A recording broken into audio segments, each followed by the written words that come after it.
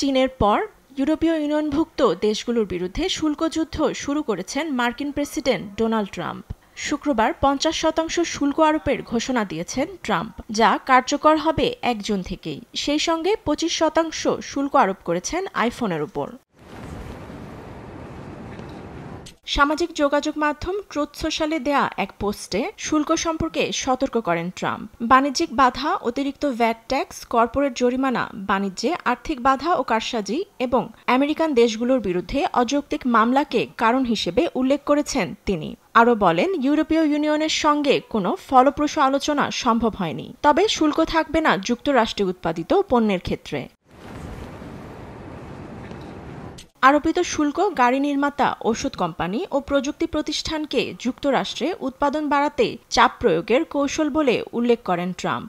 দেশটিতে স্মার্টফোন উৎপাদনের হার কম হওয়ায় উদ্বেগ প্রকাশ করেন তিনি। আইফোনের পর স্যামসাং ও অন্যান্য স্মার্টফোনেও শুল্ক আরোপের ইঙ্গিত দেন ট্রাম্প। ওভাল অফিসে সাংবাদিকদের জানান, ইউরোপের দেশগুলো বছরের পর বছর সুবিধা ভোগ করেছে, এবার সময় এসেছে যুক্তরাষ্ট্রের।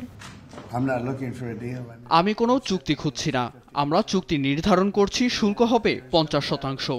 তবে তারা যদি উৎপাদন কারখানা যুক্তরাষ্ট্রে স্থাপন করে তবে থাকবে না কোনো শুল্ক।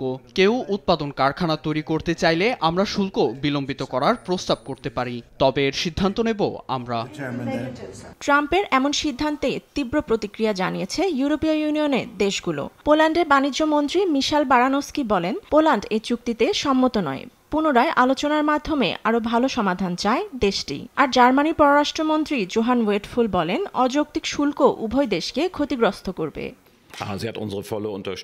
এটা ইউরোপীয় কমিশনের উপর নির্ভর করে যে তারা এর কি জবাব দেবে। আমি বিশ্বাস করি এ ধরনের শুল্ক কারো উপকারে আসবে না, বরং উভয় দেশের অর্থনৈতিক উন্নয়নকে ক্ষতিগ্রস্ত করবে।